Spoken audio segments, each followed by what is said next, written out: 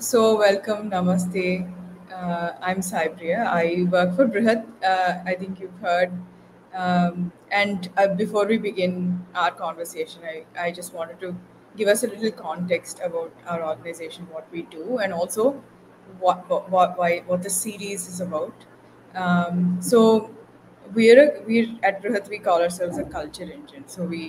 We are passionate about the traditional arts, about the creative arts, and we're especially interested in kind of the expression of dharma and like various aspects of society, whether that's academia, because our core work is in knowledge systems and education, or if it's in like family, media, and everywhere else where we see it manifest.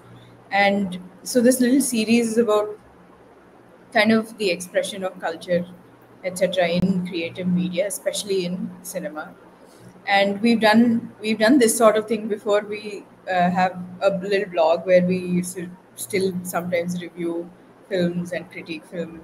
And we recently shared your the lyrics to your song, a translation um, by Vivek, someone called Vivek. So we do these things. We love cinema, and we're passionate about it just as much as you are. So we started this series of interviews with actually Nanda Kishore Garu, who is the director of the film that we worked on. And today we're here with you, and thank you so much for being here. Welcome. We'll keep it kind of short and kind of have a nice conversation. And also feel free to speak in Telugu or English or whatever you're comfortable in. A blend of both is also fine.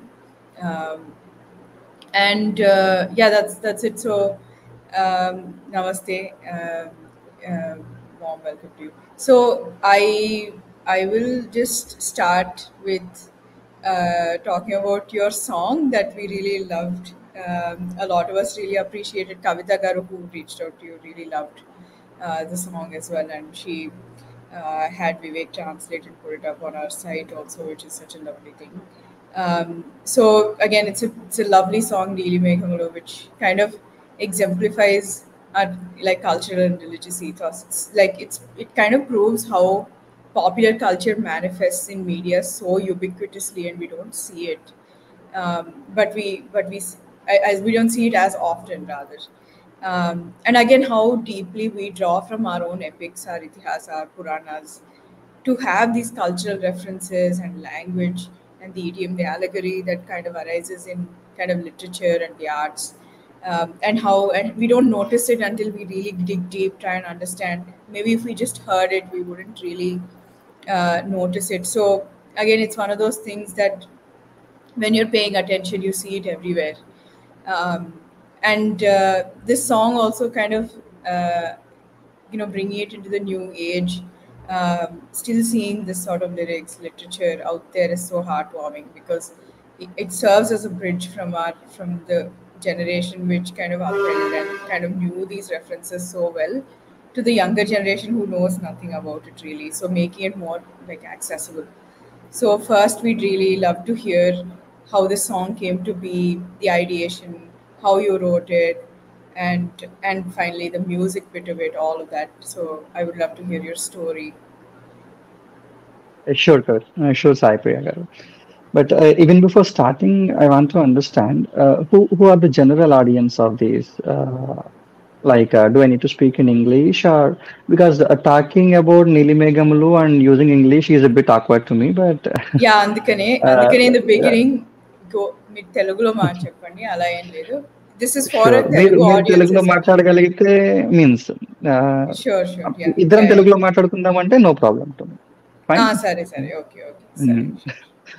So sorry for being rude a bit, but No, no, no, that's okay. then coming to నీలి మేఘములు song దగ్గరికి వస్తే మనం ఎక్కువ భాగం అంటే credit అంతా మనము డైరెక్టర్ నందకిషోర్ గారికి ఎక్కువగా ఇవ్వాలండి. Hmm. ఆయన ఆయన మా దగ్గరకు వచ్చేటప్పుడే ఆల్రెడీ రామాయణం రిఫరెన్స్ తోనే సాంగ్ రాద్దాము, అండ్ పర్టికులర్లీ సీతాదేవి స్వయంవరానికి ముందు ఏమి ఆలోచిస్తుండొచ్చు అన్న ఒక కాంటెక్స్ట్ తీసుకొని, ఆ సందర్భాన్ని తీసుకొని నా దగ్గరకు వచ్చారు. సో బీజం పడింది నందకిషోర్ గారితోనే.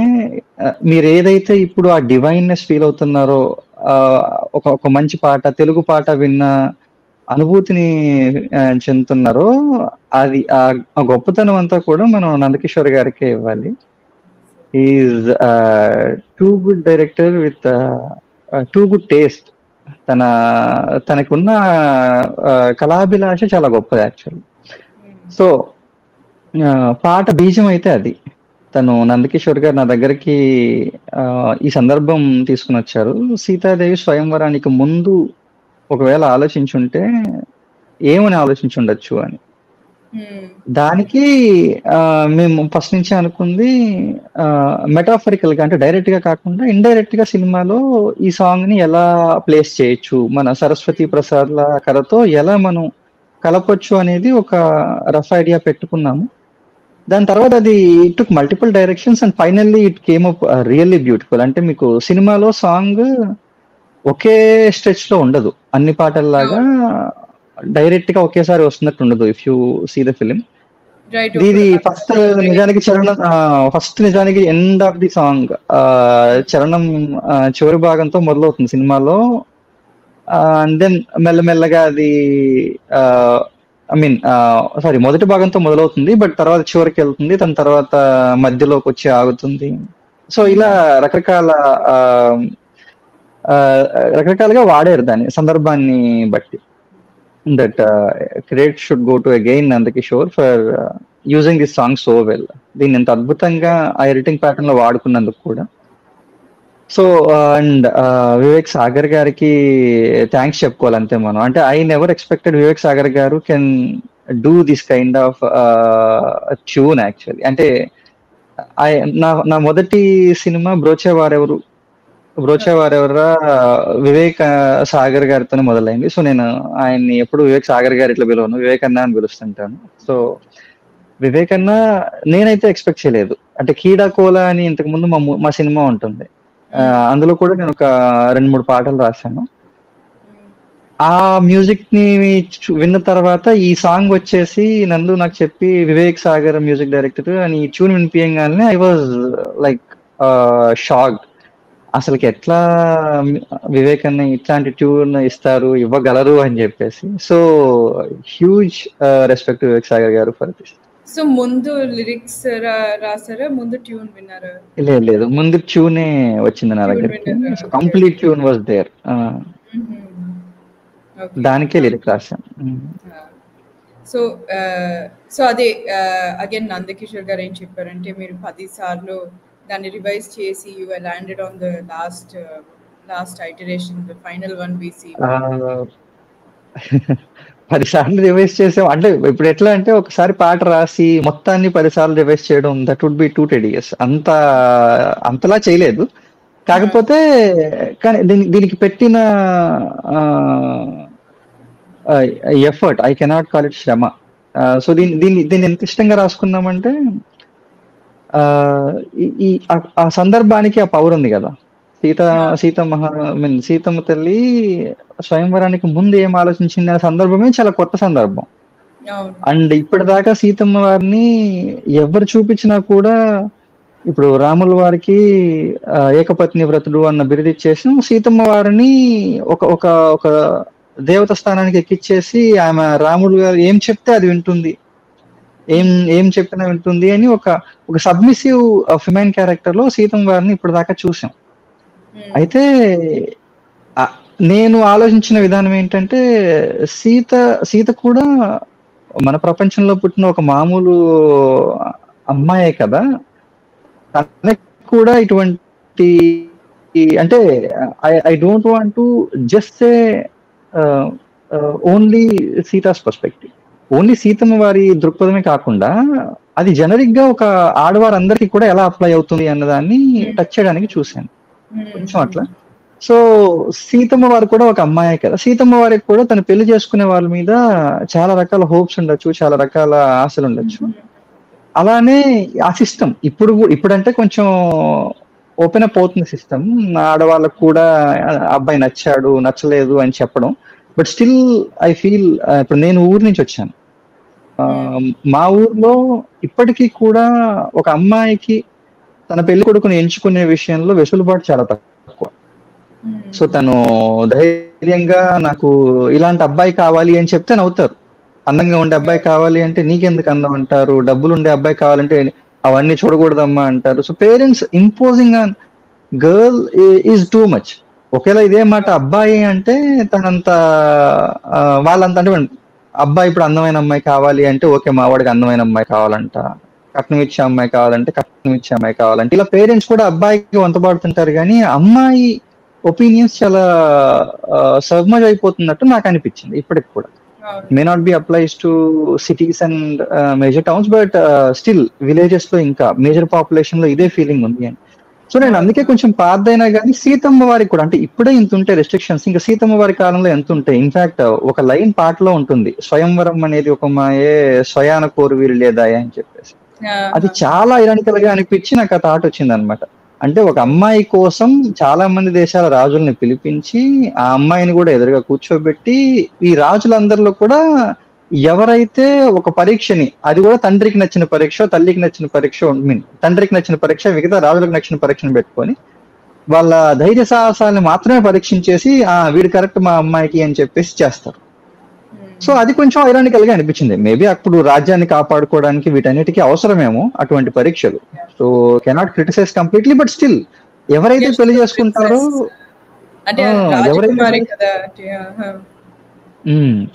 ఎవరైతే పెళ్లి చేసుకుంటారో వాళ్ళకి అసలు ఒపీనియన్ లేదు. అప్పుడు టాప్ పెట్టేసి ఒక 4-5 పాస్ అయ్యారమ్మా టెస్ట్, ఇందులో నీ ఇష్టం వచ్చిన వాళ్ళని చూస్ చేసుకున్నా కూడా ఒక రకం. బట్ అట్లీస్ట్ మనకి అట్లా సినిమాల్లో ఎప్పుడు చూపించలేదు, కథల్లో కూడా లేదు 4-5 సంపాదించి వాళ్ళలో ఒకరిని పెళ్లి చేసుకున్నట్టు అని చెప్పి. So I felt it very ironic, చాలా చాలా ఫన్నీగా చాలా ఐరానిక్ గా అనిపించింది. And I felt it applies to same even for current generation. సినిమాలో కూడా మన సరస్వతి ఒకరిని ఇష్టపడుతుంది, అక్కడ సందర్భం ప్రకారం అంటే బ్యాక్ స్టోరీ ప్రకారం తనకి ఒక కన్ఫ్యూజన్ ఉంటుంది, తనేనా కాదా రాబోయేవాడు అని చెప్పేసి. ఎందుకంటే మీకు ఆ గుడి సీన్ చూస్తే సినిమా చూసిన వాళ్ళకి అర్థమవుతుంది, మన ప్రసాద్ పాస్ అవుతాడు, ప్రసాద్ పాస్ అవుతాడు, గవర్నమెంట్ ఆఫీసర్ అవబోతుంటాడు. మన సరస్వతి ఏమో 10th క్లాస్ కూడా పాస్ అవుతుంది. సో అట్లాంటి వాడు ఇప్పుడు మరి నన్ను పెళ్లి చేసుకుంటాడా అన్న ఒక సందేహంతో సరస్వతి గుడికి వచ్చి ప్రసాద్ని అడుగుతున్నాను. సో ఆ సందేహాన్ని నివృత్తి చేయడానికి, అలానే ఆడవారి భావాలేంటి భావనలేంటి అని చెప్పడానికి కూడా ఈ పాటని వాడుకుందాం అనుకున్నాను. So that's where I started. మనం తీసుకున్నది, నేను ఇంకా సమాజాన్ని గురించి ప్రశ్నించేంత శక్తి ఉందో లేదో తెలియదు కానీ ట్రై చేస్తున్నాను కాబట్టి ఐ ఫెల్ట్ కొంచెం జాగ్రత్తగా రాద్దామని wherever possible I used Nandu's input. Nandu 10 సార్లు రాసాము అంటే ఖచ్చితంగా రాసాం, కానీ అంటే నందు ఎంత క్రిటికల్లో మీరు అర్థం చేసుకోండి. తను ఒక డ్రాయింగ్ అని వెంటనే ఒప్పుకునే వ్యక్తి కూడా కాదనమాట. డ్రిల్ చేసి చేసి చాలా అంటే చాలా ఇష్టంగా ఇద్దరం కూడా ఇంకేం రాయొచ్చు, ఇంకేం రాయగలం, ఇంకేం ఫీలింగ్ తెప్పియగలం జనాలకి అని చెప్పేసి. So all those beautiful expressions now మీరు పాట విన్నప్పుడు ఎట్లా అయితే మీరు అన్నిటినీ అంటే ఒక్కొక్కళ్ళు నాకు ఇప్పుడు దాకా ఒక 10 పాటలు రాసుంటానేమో మహా అయితే. ఇప్పుడు నాకు ఇన్ని రెస్పాన్సులు రాలేదన్నమాట. ఈ పాటకు వచ్చిన రెస్పాన్సులు నా 5 ఏళ్ల టైంలో ఎప్పుడు రాలేదు. లైక్ ఒక 300 మంది ఎవరో తెలియని వ్యక్తులు నా ఇన్స్టాగ్రామ్ లో పర్సనల్ గా పింక్ చేశారనమాట. సో ఎవ్రీబడి ప్రతి లైన్ కి ఎవరో ఒకరికి నచ్చింది ఉంది. సో నుడివిల్లు ఎక్స్ప్రెషన్ కొంతమందికి నచ్చితే, మిథిలావాణి వసుధావాణి మిథిలావేణి అన్న ప్రయోగం అప్పుడు దాకా లేని పదాలు అవి, ఆ ప్రయోగం కొంతమందికి నచ్చి, మది వెనుక పలుకులు ఎరగగలడాన్ని రాయడం, అలంకారాలను వాడడం, జలది జలముల్ని లైన్ కి అయితే చాలా మంది కనెక్ట్ అయ్యారు అనమాట. అంత క్యూట్ గా వర్షం పట్టిన అంత క్యూట్ గా చెప్పగలిగారు అని చెప్పేసి. అండ్ మన స్వయంవరం అనేది that is instant connect to everybody I feel. దాన్ని చాలా మంది మెన్షన్ చేశారు. వరంధాముడే వాడే పదప్రయోగానికి చాలా మంది అప్రిసియేషన్ వచ్చింది. సో అక్కడ వివేకానంద కంపోజిషన్ కూడా చాలా బ్యూటిఫుల్ ఉంటుంది. అది ఒక లవ్లీ మెడ్లీ, దట్ ఈస్ ఒక పాటని వేరే లెవెల్ కి తీసుకెళ్తున్నట్టు చివరికి వస్తుంది అనమాట. వరంధాముడే వాడే అనే లైన్స్ భాస్కరాభరణ దగ్గర చాలా మంది. సో ఇట్ ఎవ్రీ లైన్ కి నాకు ఒక 10 కామెంట్స్ అన్న లైన్ కి వచ్చి ఉంటాయి అన్నమాట. So Lovely, lovely. that shows how well Nandu actually imposed this situation to us. So So 10 మీరు సార్లు రాసాం. ఇప్పటిదాకా మీరు ఇప్పటిదాకా రాసిన పాటల్లో మీ ఫేవరెట్ ఈ పాట? అసలుకి అట్లా చెప్పలేను కూడా నా ఫేవరెట్ ఏంటి అనేది. బికాజ్ అన్ని నేనే రాస్తుంటాను కదా. Correct correct correct. నాకంటూ ఫేవరెట్ లేదు కానివ్వండి, బట్ ప్రతి ఒక్క పాటకి కూడా ఒక్కొక్క ఫేవరెట్ పాట ఉంటుంది అనమాట. నా ఫ్రెండ్ ఏం చేస్తున్నావు అని ఒక సినిమాకి రాశాను, భరత్ అనే అతను డైరెక్టర్. దాంట్లో ఒక లైన్ నాకు చాలా ఇష్టం, పగలు కానరాని రే నింగి చుక్కలని అని ఒక లైన్ ఉంటుంది. దొరగారి పాటలో నాకు చాలా ఇష్టమైనవి చాలా ఉన్నాయి. Doragari is my first song, Brochevarevarura ఫిల్మ్లో. సో ఇట్లా పాటకి ఉంది. రీసెంట్ గా ఇప్పుడు నేను ఎక్కువగా వింటున్నది కూడా నా పాటలో నేను ఎక్కుంటుంది ఇదే సినిమాలో 35 లో తారలైనా చేరాలంటే పాట ఉంటుంది, మంగ్లీ గారు పాడారు. ఆ సాంగ్ ఎందుకో ఎక్కువగా వింటున్నా. నా పాట నేను ఒకదాన్ని ఎక్కువ సార్లు వినడం అదే పాట అన్నమాట. సో మీరు అదే మాటలు రాసిన తర్వాత మ్యూజిక్ కడుతున్నప్పుడు తర్వాత స్టూడియోలో మీరు ఇన్వాల్వ్ అవుతుంటారా, లైక్ అది కొన్నిటికి ఎక్కువగా లేదు, చాలా ఇంకా చాలా చిన్నోడిని కదా, ఇంకా అంత ఎక్కువగా లేదు. కాకపోతే ముందు ఇప్పుడు అంతలా ఏం లేదు. అంటే మ్యూజిక్ డైరెక్టర్లు కూడా now very keen on pronunciation అండాలి. ముందుగా అంటే మనం ఒక వర్షన్ పంపంగానే వాళ్ళు పాడి చూస్తారు మన ట్యూన్ లో పడుతుందా లేదా అనేది ఫస్ట్. దాని తర్వాత ప్రతి ఒక్క పదానికి ఉచ్చారణ కరెక్ట్ గా ఉందా లేదా వాళ్ళు పాడి మనకు ఒకటి రఫ్ వర్షన్ పంపిస్తారు. పంపి ఆ రఫ్ వర్షన్ లోనే సాధారణంగా తప్పులన్నీ పోతూ ఉంటాయి. ఆ రఫ్ వర్షన్ పాడిన తర్వాత కూడా సింగర్ రికార్డ్ చేస్తారు కదా ఫైనల్ రికార్డింగ్ లో, ఆ రికార్డింగ్ వర్షన్ కూడా వెంటనే పాడంగానే అక్కడ డంప్ చేసేసి మనకి పంపుతారు, ఒకవేళ మనం స్టూడియోలో అవైలబుల్ లేకుంటే. పంపి దీంట్లో ఏమైనా తప్పులు ఉన్నాయో ఒకసారి చూడండి అని చెప్తారు. సో మల్టిపుల్ లెవెల్స్ లో జరుగుతుంటది. కాకపోతే చాలా సార్లు ఏంటంటే ఇది కొంచెం వాళ్ళు రిలీజింగ్ టెన్షన్ లో ఉంటారు కాబట్టి కొన్నిసార్లు జరగకపోవచ్చు. బట్ ఇప్పుడు దాకా నేను రాసిన దాదాపుగా అన్ని పాటలకి మాక్సిమం పాటలకి ఇట్లా జరిగింది. సో అగైన్ ఈ పాటలో I think what makes it special, ఆ రామాయణం నుంచి లిరిక్స్ కైండ్ ఆఫ్ ఆ ఫీలింగ్ కైండ్ ఆఫ్ somehow అది ఆ రామాయణం ఎన్నిసార్లు విన్నా కొత్తగా. So that's how it feels again. అంటే మీరు చెప్పినట్టు ఆ సీత సందర్భంలో మనసు ఎలా ఉంటుంది, అది that's new, it's not very new కానీ అది it's different way of looking at it. And like you said, I think అదే ఆ feeling that other women might think, and kind of a emotional connect is what makes it so special. And it's true again, using these references, references on the body, were you worried about kind of people not understanding it or something like that? ఇది విని జనాలకి అర్థం అవుతుందా, వీళ్ళు appreciate చేయగలరా, ఏది పెట్టచ్చు, ఏది రాయొచ్చు, ఏది రాస్తే బాగుంటుంది, అలా ఆలోచించారా మీరు? చాలా సార్లు. అసలుకి మీకు ఒక విచిత్రమైన విషయం ఏంటంటే, ఈ పాట రాస్తున్నప్పుడు ఐ మీన్ నందు వచ్చారు, ఇది రాస్తున్నాము, ఫస్ట్ 2 లైన్లు వచ్చిన తర్వాత ఫస్ట్ 2 లైన్లు చూడంగానే మాకు అర్థమైంది, ఓకే ఈ పాట ఇది కొంచెం అంటే సాధారణంగా వినే పాటల లాగా కాదు, కొంచెం కొత్తగా ఉండబోతుంది అని చెప్పేసి అనిపించింది. ఇట్లాంటి పాటలు ఇవ్వని కాదు, చాలా ఉండొచ్చు, బట్ రీసెంట్ టైమ్స్ లో తక్కువగా వస్తుంది అనాలి. ఇట్స్ నాట్ అంటే ఇప్పటి ప్రస్తుతం చాలా తక్కువగా వస్తుంది అనమాట అంతే. సో ఇది విన్నప్పుడు నేనైతే నందుతో అంది, నందు అసలుకి పాట ఎక్కదేమో జనాలకి, అసలుకి అర్థం కాదు జనాలకి అని చెప్పేసి నేను చాలా వరి అయ్యాను. Like I was hugely worried, ఇంత బాగా రాస్తున్నాం, వస్తుంది పాట, పూర్తిగా అందకుండా పోతుందేమో జనం. బట్ నందు ఈజ్ సో కాన్ఫిడెంట్. నందు is the I think only one person who is very confident on this song. తను చెప్పడం కూడా, నువ్వు రాయి వాజు, ఎక్కితే అదృష్టం ఎక్కకపోతే ఎక్కిద్దాం ఈ టైప్ లో ఉండేది అనమాట నందు కాన్వర్సేషన్. ఓకే. సో అంటే తను తెలుగుతనాన్ని జనాలకి దగ్గరికి తీసుకెళ్ళాలి అన్న దాంట్లో నందు విజన్ ఈ సో సో గుడ్. అంటే నాకు అట్లాంటి వాళ్ళలో నచ్చేది ఫస్ట్ మన వివేక్ ఆత్రేయ గారు ఉంటారు.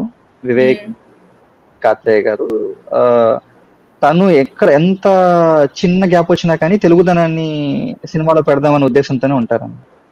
Then there are lot of new directors, but I believe as I worked with Nandu is also one of that kind of director. Like perfect in director for Telugu films. So right. So ఆ discussion ఉండింది అనమాట, ఇది అర్థం కాదేమో అని. Because again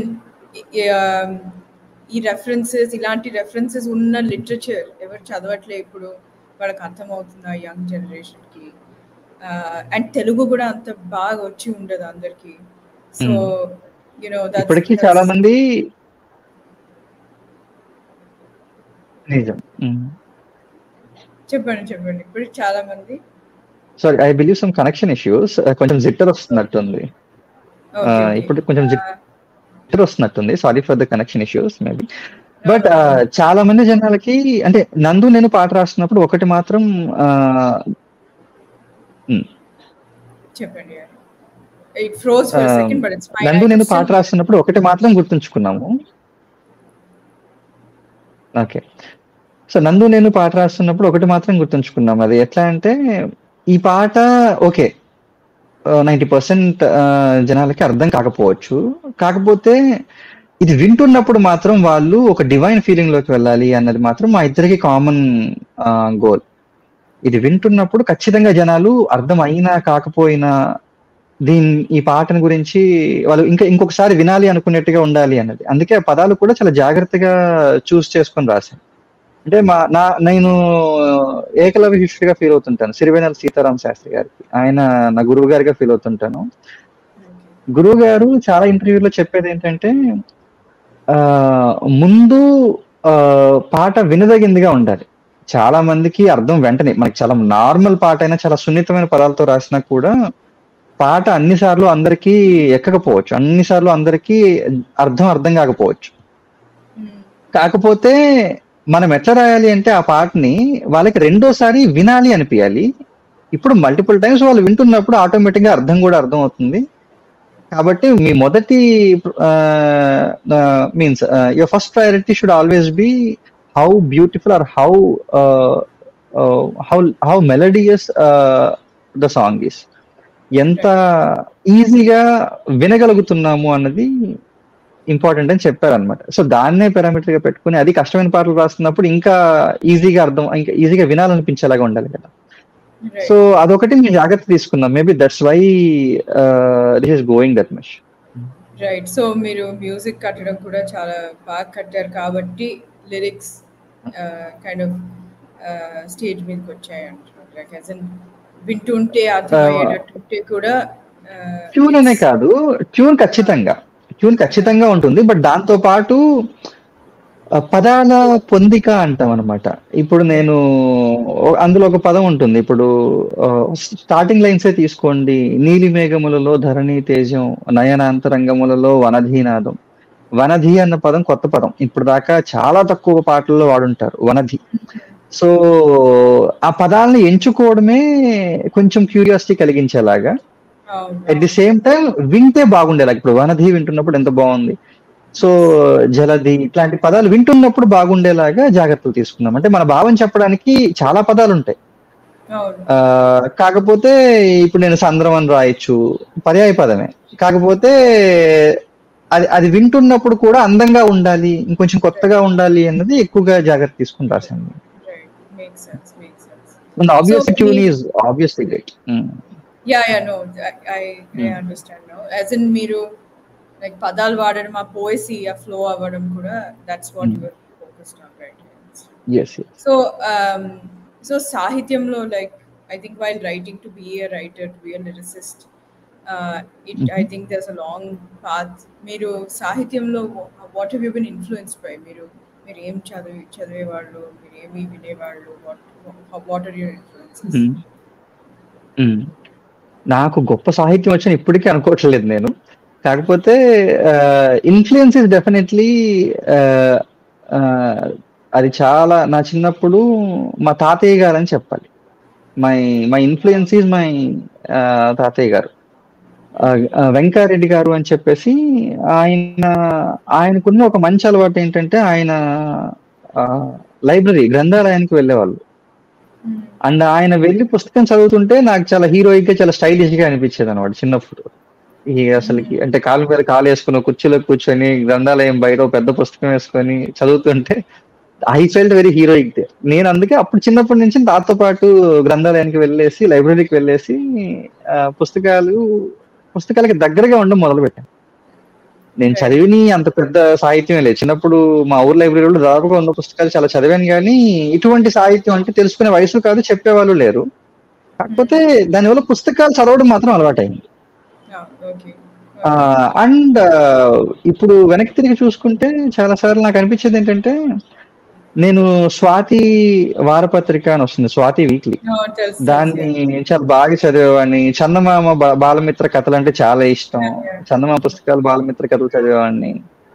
and even ఇవి కూడా చదివేవాడిని, విపుల చతుర అని చెప్పేసి వచ్చాయన్నమాట మంత్లీస్ అవి. సో ఇట్లాంటి మ్యాగజైన్స్ చాలా చదివేవాడిని. దాని తర్వాత ఒక స్టేజ్, ఇంటర్మీడియట్ ఆ స్టేజ్కి వచ్చిన తర్వాత I was driven to philosophy. ఆ టైంలో ఎందుకు ఫిలాసఫీ పుస్తకాలు ఎక్కువ చదివేవాడిని.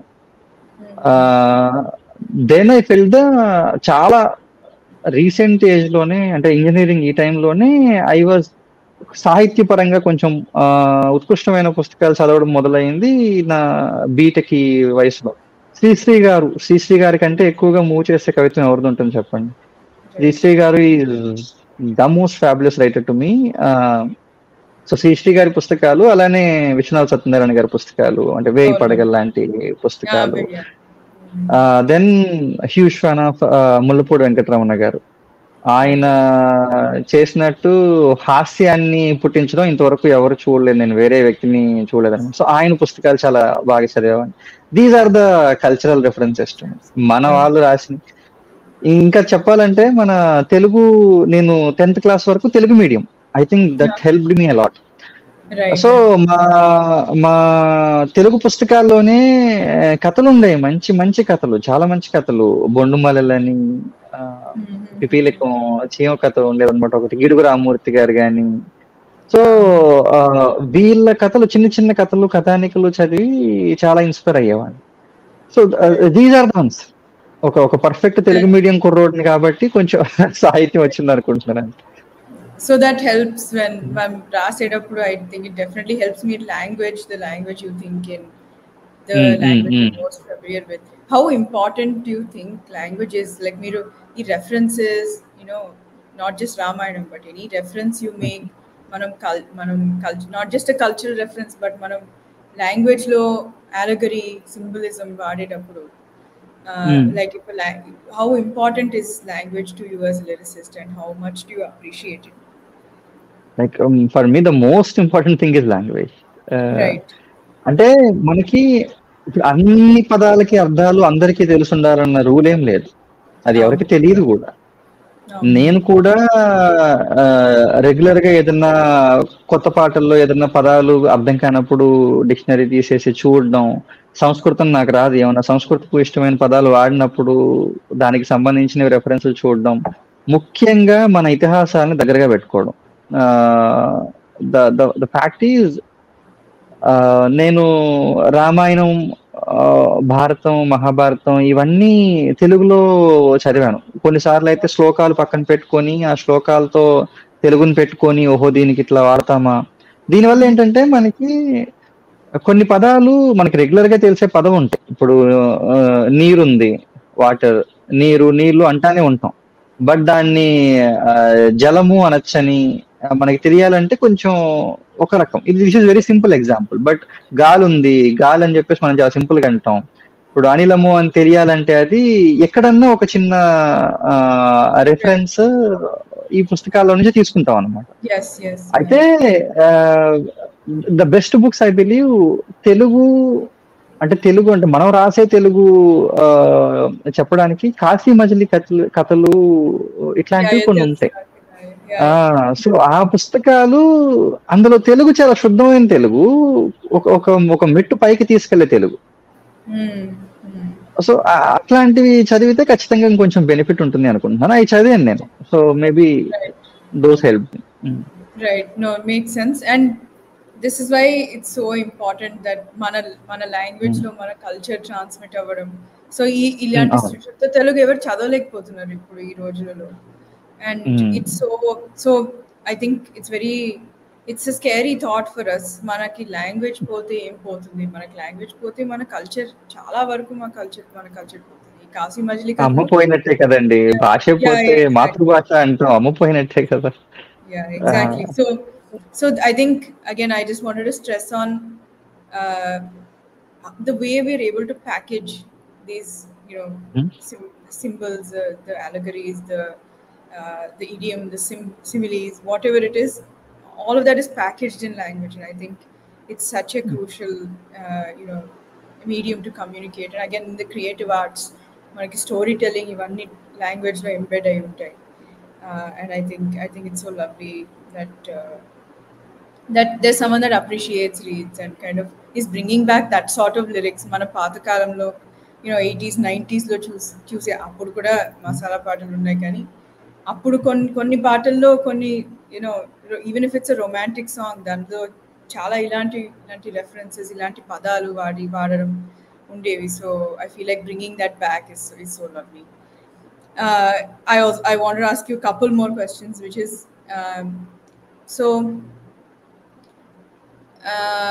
what is you mentioned me grandfather, you mentioned చేశారు. So what does culture mean to you? How, like, మీరు ఊళ్ళో పెరిగారు అన్నారు, ఏ ఊళ్ళో పెరిగారు? What do you think your childhood meant to you in terms of kind of shaping your culture and influences? అంటే చాలా ఎక్కువ. నేను చాలా లక్కీ. ఒక విలేజ్ లో పుట్టి పెరగడం, ఒక గ్రామంలో పుట్టి పెరగడం అనేది I think the luckiest thing ever happen to me. ఇప్పుడు ఏముందండి, ఉదయాన్నే ఫస్ట్ ఆఫ్ ఆల్ ఈ ఉదయాన్నే లేవడం అన్నది ఒకటి విలేజ్ లో చాలా ఎక్కువగా జరుగుతుంటుంది. ఉదయాన్నే లేవగానే మనకి బిల్డింగ్లు, అపార్ట్మెంట్లు అడ్డుగా ఉండవు. బయటకు వచ్చి కళ్ళు తెరిచి చూస్తే ఎదురుగా సూర్యుడు కనిపిస్తూ ఉంటారు అనమాట. That is the first step of our culture I believe. సూర్య నమస్కారాలు, సూర్యుడికి దగ్గరగా ఉండడం అనేది మన first step, which happens means ఎక్కువగా జరుగుతుంది గ్రామాల్లో. అక్కడి నుంచి మొదలుకుంటే ఐ మీన్ చుట్టుపక్కల ఇళ్ళ వాళ్ళంతా, ఊరంతా బంధువులే.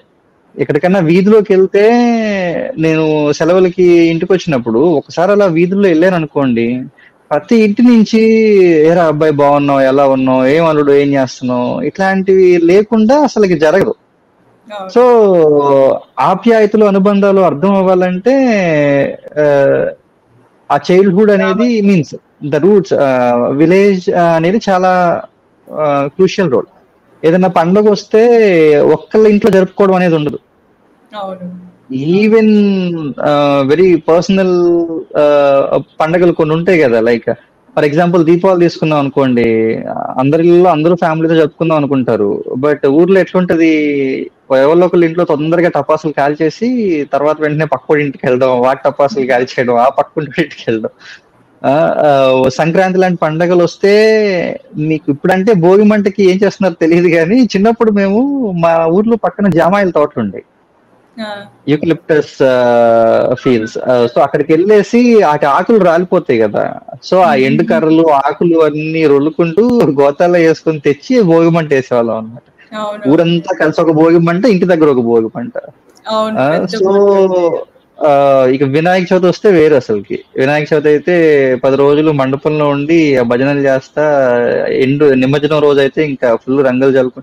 So see, every festivals are crucial part in enhancing our culture. ప్రతి పండగ మన కల్చర్ ని మనకు నేర్పిస్తుంది. ఎవరన్నా ఇంట్లో తాతమ్మ, నాయనమ్మ లాంటి వాళ్ళు ఉన్నారనుకోండి, చిన్నప్పుడు మాకు కరెంటు పోయేది, కరెంటు కోతలను ఉండేవి. అప్పుడు తిట్టుకుంటూ ఉండేవాళ్ళం, చీ ఏంటి కరెంటు పోతుంది పొద్దుగోకులు అని చెప్పేసి. బట్ నౌ ఐ ఫెల్ట్ ఆ కరెంట్ పోవడం అనేది ఎంత అదృష్టమో. ఆ కరెంట్ పోయినప్పుడు అప్పుడు దాకా సీరియల్ టీవీలు కదకపోయిన తాతమ్మలు నాయనమ్మలంతా ఒళ్ళో కూర్చోపెట్టుకొని మంచిగా ఈ కథలు చెప్పేవాళ్ళు, కాశీమజిలీ అయ్యో, కథలు సో అయితే. Sweet, so sweet, so so cute. This is how the culture develop means. నాకు కల్చర్ డెవలప్ అవడానికి ఆబ్వియస్లీ ఇంట్లో పెద్దవాళ్ళు, తాతమ్మలు నాయనమ్మలు, ఊర్లో ఫ్రెండ్స్, మా ఊరు, మన పండగలు. These are the most crucial things. అవును, I pity for younger generation. ఇప్పుడు వాళ్ళంతా యూట్యూబ్ పట్టుకొని రైమ్స్ కూడా యూట్యూబ్ లో చూస్తున్నారు. సో అవును, I pity for them. Correct. ఎప్పుడైనా కానీ ఈ యూట్యూబ్ అనేది ఇట్లాంటి అట్లీస్ట్ పిల్లలకు పోతే అవును, they will that's definitely true, get more culture.